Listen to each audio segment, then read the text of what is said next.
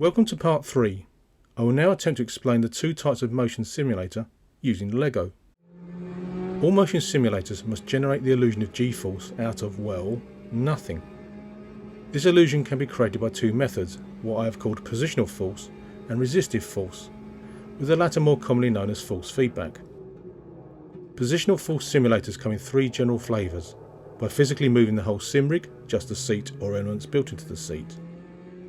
All these simulators move the whole body or displace parts of the body by physically changing the sim rig, seat or body parts position from centre. The rig and seat movers lean back to accelerate, forward to brake, and lean left and right for cornering. All these methods have a finite start and end position which the user has no control over. The GS-Cobra, however, is a resistive force simulator. The upper backrest of the GS-Cobra generates forces which attempts to pull, push or drag the occupant to the left and right, creating the illusion of acceleration, braking and cornering respectively. The difference here is the occupant must actively resist these forces to stay upright. A much more common example of a resistive force device is a force feedback steering wheel.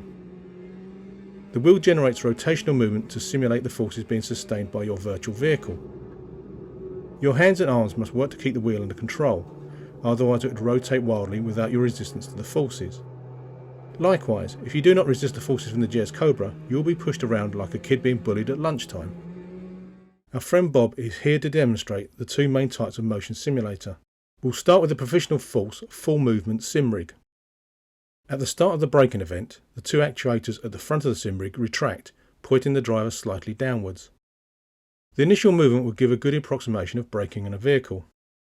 However, once this short movement is complete, motion stops and largely so does the feeling of braking, leaving the driver just feeling the natural gravity acting on their body.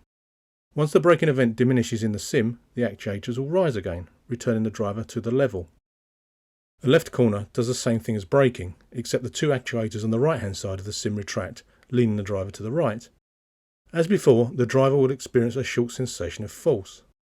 However, the same issue remains. The moment of force is short-lived, and regardless of how long the corner is, the rest of it isn't felt by the driver, apart from the natural gravity being exerted on the occupant by hanging slightly to the right. Now to demonstrate resistive force. At the start of the braking event, the GS-Cobra attempts to push the upper backrest forward, creating the illusion of braking. The driver actively resists this force being exerted on their back. The GS-Cobra continues to exert this force until the braking event diminishes. This is the major difference between positional and resistive force.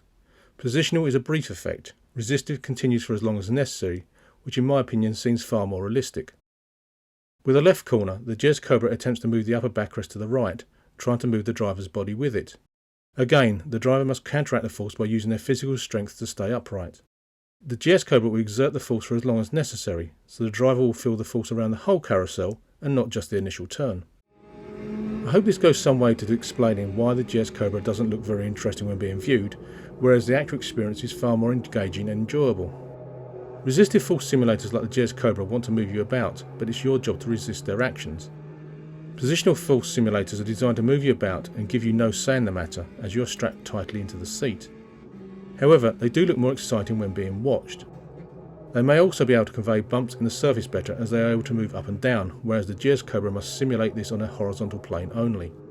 Despite this limitation, it still conveys a good effect with bumps and jolts.